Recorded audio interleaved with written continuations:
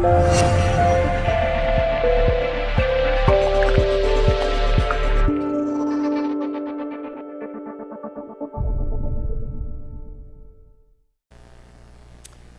저희가 하나님의 말씀을, 그 은혜가 족하다 하는 말씀을 통해서 하나님의 은혜를 한번 생각해 봤으면 합니다. 성경에는 이 세상적인 그런 철학이나 세상적인 생각과 정반대되는 그런 역설적인 진리가 참 많이 기록이 돼 있어요. 그 중 하나가 오늘 본문에 나오는 사도 바울의 고백입니다. 신약 성경이 27권인데 그 중에 절반이 되는 그런 성경을 쓴 그 바울에게 사탄의 가시라, 그가 그렇게 부르는 질병이 있었다는 거예요. 바울이 그 고통에서 벗어나게 해달라고 하나님께 3번이나 간절히 기도했는데 하나님께서 제거해 주시지 않았다. 사도 바울이 나중에 깨닫고 그것은 주님의 능력이 우리 사람의 약한 데서 오히려 온전해지기 때문이라, 그렇게 자기의 깨달음을 고백했어요. 약한 데서 온전해지는 능력, 이것은 분명히 세상적인 생각은 아닙니다. 이 말씀의 뜻은 사람이 자신의 약함을 인정할 때 하나님의 능력을 신뢰하고 더 의지한다 하는 그런 뜻이지요. 그런데 세상에서는 자신의 약함을 인정하려 들지 않지요. 자신이 무능하고 자신이 실수를 범해도 끝까지 변명하고 그것이 아니기를 바라는 그런 마음이 사람에게 있습니다. 그 이유는 다른 이들에게 약한 모습을 보이고 싶지 않기 때문이다 하는 거죠.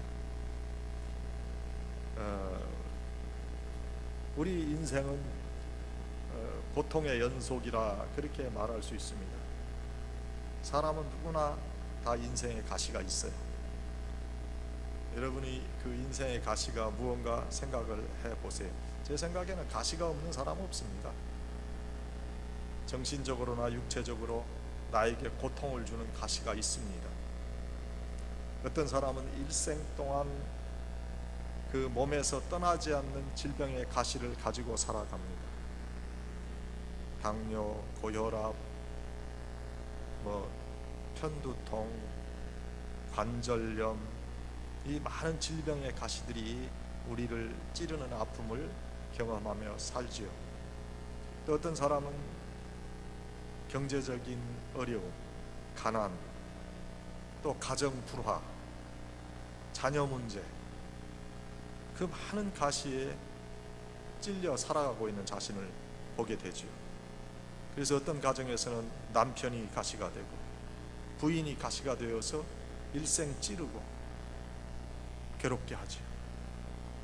어떤 부모들은 자식이 평생 가시가 되어서 찌르는 괴로움을 당합니다. 어떤 사람은 좋은 관계를 맺었던 친구가 일생에 가시가 되는 경우도 있습니다. 오늘 본문의 위대한 사도였던 이 바울도 사람에게 알리진 않았지만 자기에게 이런 가시가 있었어요. 오늘 본문 7절에 내 육체의 가시 곧 사탄의 사자를 주셨으니 이렇게 고백하지요. 그 가시가 무엇인가? 성경 주석학자들이 그 아마 사도 바울이 간질병을 가지고 있었다 그렇게 주석하는 분도 있고, 아니다 그건 안질이다 그렇게 이야기하는 분도 있습니다. 그런데 그 본인이 아무튼 그걸 사탄의 가시라 부를 정도로 상당한 고통을 그 자신의 그 육체의 질병으로 겪고 있었다는 거죠. 여러분 보세요. 사도 바울이 남의 병을 고치잖아요. 그런데 자신의 병은 못 고치고 그 많은 사람들에게 하나님의 권능을 통해서 치유해 주는 그런 은총을 베풀었지만 자기 병은 못 고쳤다는 거예요. 그걸 일생 동안 가지고 살고 있었던 사도 바울의 아픔이 있었다. 여러분, 이런 아픔이 우리에게도 많이 있죠. 외적으로는 아무런 부족함이 없어 보이는 사람임에도 다 몸이 뭔가 허약하고 또 가정에 문제가 있고 여러 가지 말할 수 없는 고통 때문에 괴로워하는 그런 경우가 많이 있다. 이것을 우리가 생각하고 이러할 때 하나님께서 나에게 어떠한 은혜를 주시고 축복을 주시는가를 생각하고 하나님 앞에 꾸준하게 무릎을 꿇는 그 사람을 하나님께서는 축복하시고 하나님께서는 그에게 온전하신 하나님의 능력을 보여주신다. 인생의 가시를, 인생의 고난 뒤에서 역사하시는 그런 하나님의 뜻을 깨달을 때 그 인생의 가시가 바로 선물이라, 하나님께서 주시는 선물이라 하는 그런 교훈을 얻는 사람이 바로 축복된 사람이다. 먼저 하나님께서 이런 인생의 가시를 주실 때 우리에게 자만하지 않고 겸손해지는 은혜를 하나님께서 우리에게 주시는 거예요. 겸손의 은혜를 우리가 받는다면 그처럼 귀한 게 없어요. 우리 기독교를 믿는 우리 성도들이 좀 겸손해지는 그런 은혜를 얻었으면 좋겠어요. 말과 행동에 겸손한 그런 성도들이 돼야 하나님의 영광이 나타나죠. 우리에게 어떤 고통의 가시가 있을 때 그 고통의 가시를 원망하거나 불행으로 저주하지 말고 하나님께서 주신 것으로 깨닫게 되면 은혜가 우리의 삶에 넘치게 됩니다. 우리에게 고통이 휘몰아칠 때 고통을 저주로, 인생의 큰 불행으로 받지 말고 하나님께서 주시는 시련으로 생각해 보라. 이 믿음의 사람들은 그러한 생각을 할 수 있어요. 믿음이 연약한 사람, 믿음이 없는 그런 분들은 그냥 고통스러우면 고통스럽다고 그러고 이게 힘들다고 그러지만 성숙한 하나님의 그 백성들은 이제 그러한 어려움을 당할 때 그 어려움 속에서 하나님의 뜻을 깨닫고 그 어려움 속에서 겸손케 하시는 그런 하나님의 축복을 누린다. 사도 바울은 어떤 사람입니까? 그 사람은 아주 엄청난 사람이에요. 뛰어난 사람이에요. 자기 자신이 그러잖아요. 나는 바리새인 중에 바리새인이라고 그랬어요. 그는 로마의 모든 법에 정통한 사람이에요. 헬라의 모든 지식과 철학에 정통한 사람이었어요. 그가 아테네에 가서 말씀을 전할 때 그곳에 아테네에 있는 그 에피쿠로스 학파라고 우리 세계사 시간에 배우잖아요. 그런 사람들하고 다 스토익 학파, 스토이고 그런 사람들과 같이 철학을 이야기할 정도로 그리스 철학에 정통한 사람이었어요. 그는 교만할 만한 충분한 모든 조건을 가지고 있었어요. 3층 천에도 갔다 왔잖아요. 예수 그리스도를 만났어요. 그는 모든 삶에 거침이 없는 그런 사람으로 살 수 있는 그런 사람이었지만 이런 육체의 가시를 통해서 그러한 모든 자기 자신의 그 교만할 수 있는 조건을 내려놓고 겸손의 은혜를 누리게 됐다.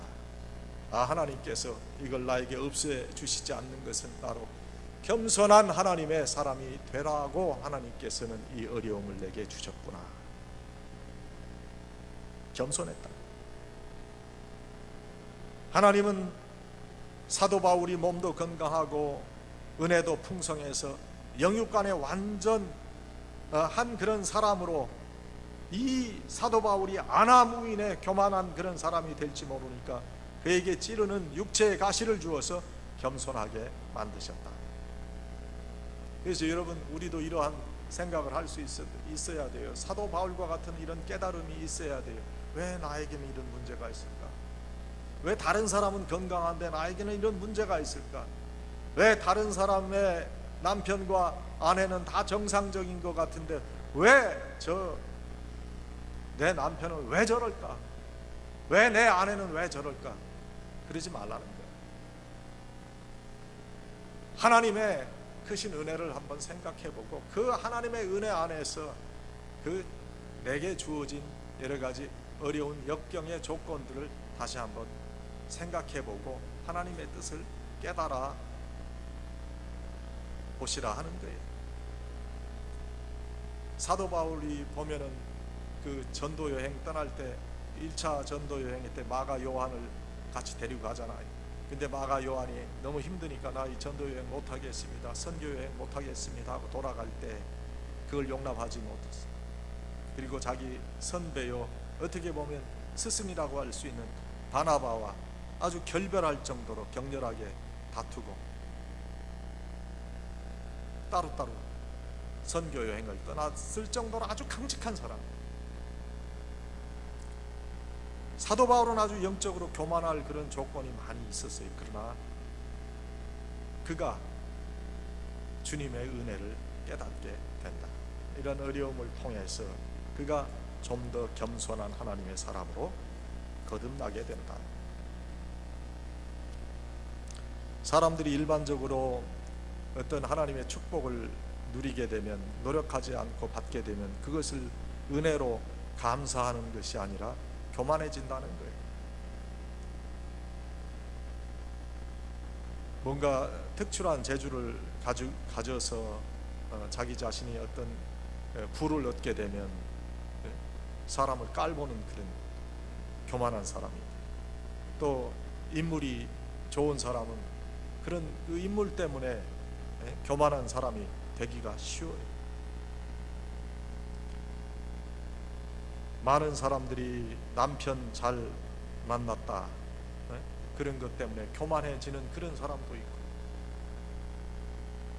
우리의 인생을 보면은 그런 사람들이 많은데 그런 사람들은 사실 우리 크리스찬이 그런 모습을 보면 덕을 세우지 못하죠. 덕을 세우지 못한다는 것은 예수 그리스도의 편지가 되지 못한다는 거예요. 우리가 정말 겸손한 하나님의 백성이 되어서 복음을 받아들인 사람으로서 정말 저런 모습을 가진 저 사람을 보고 나도 예수 그리스도를 영접해야 되겠다 하는 그런 모습을 우리가 보일 수 있어야 된다. 가시는 하나님께서 바울이 교만해지는 그 위험을 막아주는 유일한 처방이었습니다. 오늘 우리도 인생에 교만해지는 그 순간에 하나님께서 가시로 나를 다스리는구나, 그렇게 생각합니다. 여러분이 지금 겪는 그 어려움을 잘 이겨가실 수 있기를 바랍니다. 하나님은 그런 어려움을 통해서 여러분을 겸손한 하나님의 백성으로 만들어 가십니다. 다음에 우리가 생각해 볼 것은 하나님의 만족한 은혜라는 거예요. 믿음이 좋은 사람이라도 가시에 찔리면 눈물 흘리고 고통을 받게 되면 그 고통으로 신음합니다. 아픔으로 탄식의 소리를 냅니다. 그러나 그 가운데서 하나님의 크고 오묘한 비밀을 깨닫게 됩니다. 내가 하나님의 만족한 은혜를 누리고 사는구나. 이번 목사님, 사모님 안수 교육을 하는 동안에 그 목사님으로 이제 일생을 바치겠다 작정한 그 분들의 많은 그 간증을 들었어요. 인터뷰하는 동안에 참 그 인생이 기구한 그런 가운데서도 신앙으로 살려고 하나님께 바쳐진 그들의 모습을 보고 많이 감동을 얻었어요. 어떤 분은 한쪽 눈이 안 보이는 분이래요. 난 겉으로 보기는 아무렇지도 않고 멀쩡한데 4살 때 사고로 실명하게 된다. 한쪽 눈을 실명. 얼마나 그 인생이 힘들었겠어요. 남은 알지 못하지만 그 핸디캡으로 일생을 살아간다는 것 참 어려운 일이죠. 그러나 그 모든 것을 극복하고 하나님의 그 사람으로 살아간다는 그런 결단을 한 모습을 보니까 참 귀하다 하는 생각을 했어요. 오히려 이것으로 하나님, 내가 하나님의 일을 감당하는 그런 사람이 되게 되었습니다. 그런 고백을 하는 거예요. 하나님께 내가 족한 은혜를 받았다. 여러분 어떻게 생각하면 내가 왜 이런 어려움을 겪어야 되는가, 하나님이 원망스럽지 않겠어요? 왜 하나님 다른 사람은 다 멀쩡한데 왜 나를 이렇게 어렵게 했습니까? 내가 그래도 하나님 앞에 기도하는 사람인데 하나님 나에게 왜 이런 어려움을 주십니까? 그렇게 우리가 말할 수 있잖아요. 그러나 하나님의 뜻을 생각하고 하나님 그래도 나에게 이 족한 은혜를 주시니 감사합니다. 그에게 하나님께서 정말 하나님 살아계심을 보여주시고 인도하시고 축복해 주신다. 여러분, 그래서 문제가 있을 때, 고통스러울 때 기도한다는 것처럼 중요한 게 없어요.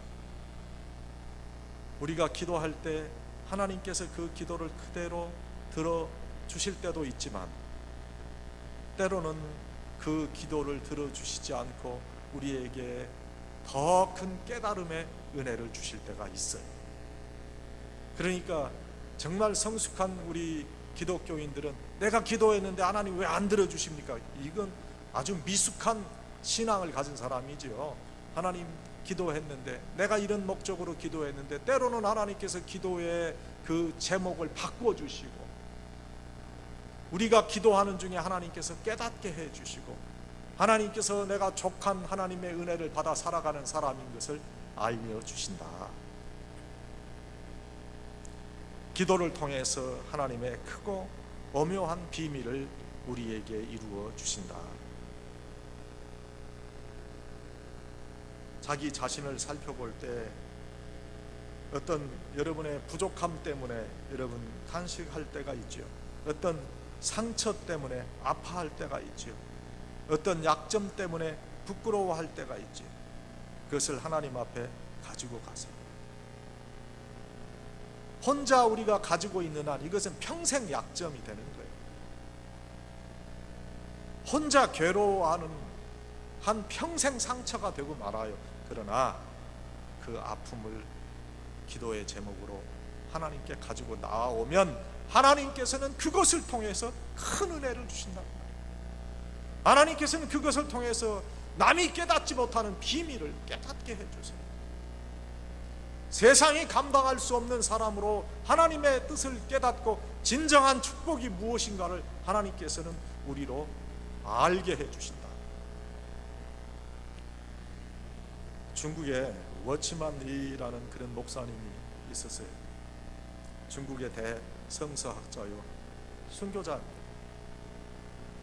근데 이 워치만 리 목사님이 너무너무 큰 하나님의 은혜를 받았던 그런 하나님의 종인데 그 몸에도 아주 고통스러운 그런 질병이 있었어요. 하나님 앞에 간절히 금식하고 철야하며 기도하는 거예요. 하나님 좀 이 병 좀 고쳐주세요.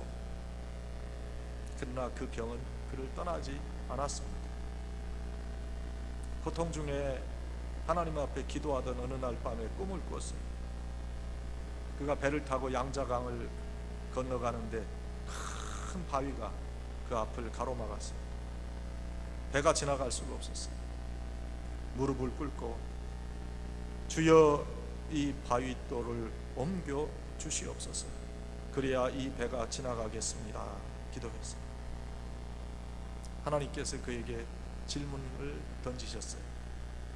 워치만이야, 이 바위를 옮겨주랴 아니면 강물이 넘쳐서 넘어가게 하랴? 하나님, 강물이 넘쳐서 넘어가게 해주세요. 그것이 편하겠습니다. 강물이 넘쳐서 그는 배를 타고 지나갔어요. 그런 꿈을 꿨어요. 그 꿈에서 깨어 그는 무릎을 꿇고 하나님 앞에 기도합니다. 하나님, 내 속에 있는 바위돌과 같은 이 가시를 빼주지 않으셔도 되겠습니다. 은혜로 넘치게 해주세요. 하나님께서 은혜를 넘치게 해주시면 분명히 내게 있는 반란이나 역경이나 곤고나 어떤 시련도 능히 내가 넘어갈 것으로 믿습니다. 주님, 이 종에게 이 은혜를 내려주시옵소서. 이렇게 기도하고 그는 평생을 그 은혜로 위대한 하나님의 종이 됐다. 하나님께서 그것을 제거해 주시면 좋거니와 제거해 주지 않으실 때는 더 많은 은혜를 하나님께서 허락해 주셔서 그리스도의 온전하심으로 충만케 하셔서 하나님의 축복의 사람이 되게 하신다. 여러분의 삶에 그런 어려움이 있을 때 하나님, 더 큰 하나님의 은혜 속에 거하는 하나님의 백성이 되게 해 주세요. 우리 기도하는 여러분이 되시기를 주의 이름으로 축원합니다. 주의 이름으로 축원합니다. 다음에 약한 것들을 자랑할 수 있는 은혜를 우리가 누려야 된다. 우리가 여러 약한 것들에 대해서 우리가 생각하는 것과 성경에서 말씀하시는 건 좀 달라요. 이 약한 것을 오히려 자랑하는 우리가 돼야 됩니다. 우리들이 자랑하는 것들이 있죠. 삶에 있어서 자랑하는 것들이 있습니다. 그러나 그것보다도 우리가 약한 걸 자랑해야 된다. 그 뜻은 무엇인가? 내가 하나님을 믿는 믿음의 사람이라 하는 것을 나타내야 된다. 인생에 어려움이 많아요. 만만하지 않아요. 경쟁 세계 속에 우리가 살잖아요. 그 경쟁이라고 하는 것이 좀 없어지고 내가 편안하게 지냈으면 좋겠는데 이 죽을 때까지 가는 거예요. 은퇴했으니까 뭐 나는 이제 그런 어떤 경쟁 세상 속에서 살지 않습니다. 그렇게 생각하시는 분들이 있을지도 모르지만 그러나 은퇴해도 사람들과 같이 살면은 어쩔 수 없는 경쟁 속에 살아요. 그러한 삶을 살아갈 때 내가 그 경쟁 상대들과의 어떤 경쟁에서 이긴다, 내가 여기에서 승리하고 내가 어떤 좋은 장점들이 있다, 내가 그들을 이길 수 있는 이런 장점들이 있다, 그런 걸 자랑하기보다 내가 하나님 앞에 가지고 와서 하나님께 그 모든 것을 맡기는 그런 사람으로 약함을 자랑하는 사람이 돼야 된다. 약한 것을 통해서 하나님께서 하신 일을 자랑해야 돼. 나는 약한데 하나님은 강하셨고, 나는 부족한데 하나님은 은혜가 충만하셨고, 나는 하나님을 배신할 때도 있었지만 하나님은 나를 끝까지 버리지 않으셨다. 이것을 자랑하는 그런 우리가 되어야 된다 하는 거예요. 내가 주님 앞에 살아가는 하나님의 백성으로 저를 만들어 주심을 주님 감사합니다. 저는 그래서 내가 약함을 오히려 자랑합니다. 이렇게 하나님을 의지하는 귀한 사람으로 살아가게 하시니 감사합니다. 세상에는 강한 사람도 많고, 세상에는 똑똑한 사람도 많고, 세상에는 여러 가지 그 지혜로운 자들이 많이 있지만 그들과 경쟁하며 살아갈 때도 내가 하나님을 부여잡고 살아갈 수 있는 약한 사람으로 만들어 주시기에 저에게 하나님의 은혜가 충만한 그런 사람으로 살아가는 사람인 것을 제가 고백합니다. 이러한 마음을 가지고 살아가면 하나님께서 우리를 정말 인도해 주시는 그런 간증을 할 수 있다. 무슨 인생의 가시가 있어요, 여러분? 한번 생각해 보세요. 지금 내 인생의 가시가 뭔가? 그 인생의 가시가 자기 자신의 어떤 성품일 수도 있어요. 예수 믿고 정말 거룩하고 성결한 하나님의 백성이 돼야 되겠는데 돌아다 보면 나는 그런 사람이 아닐 때 그것이 얼마나 괴로운지. 여러분, 인생의 가시를 원망하지 말고 그 가시를 통해서 역사하시는 하나님을 꽉 붙드세요. 그러면 주님을 찔렀던 그 가시관이 찬란한 면류관이 되었듯이 우리를 찌르는 가시가 하늘의 면류관으로 바뀌게 될 거예요. 여러분, 조개에서 진주가 만들어지는 그 과정을 보면은 아주 신비한 교훈이 우리가 얻을 수 있죠. 조개가 입을 벌리고 있으면 바닷물이 출렁거리면서 모래가 하나씩 조개 속으로 들어간다는 거예요. 거친 모래가 들어가면 조개가 아프니까 진액을 내서 그것을 감고 그것을 내보내려고 애를 쓰는데 그게 안 나가는 거예요. 그렇게 해서 세월이 지나니까 그것이 바로 진주가 된다. 날카로운 모래일수록 더 강하고 빛나는 진주가 된다. 우리가 약함 속에서 깨달아야 하는 것, 그것은 다른 사람의 연약함도 감싸주라는 것, 다른 사람의 연약함을 사랑하라. 다른 사람의 연약함으로 인해서 내가 고통을 받을지라도 그것까지 감싸주면 나는 찬란한 진주같이 빛나는 신앙인이 될 수 있다. 여러분, 우리의 연약함을 인정하고요, 그 연약함을 주님께 기도 제목으로 내려놓으세요.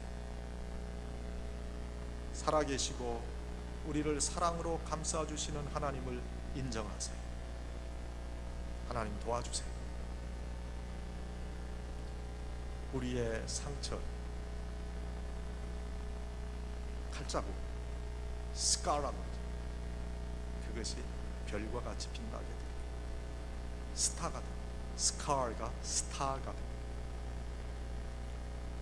우리 인생에 있어 어떤 시련의 모래알이 나를 괴롭히고 찌르게 될 때 전능하신 하나님의 능력을 힘입고 은혜로 감싸고 또 감싸서 찬란하게 빛나는 진주빛 아름다운 신앙을 여러분들이 다 누리시기를 주님의 이름으로 간절히 축원합니다.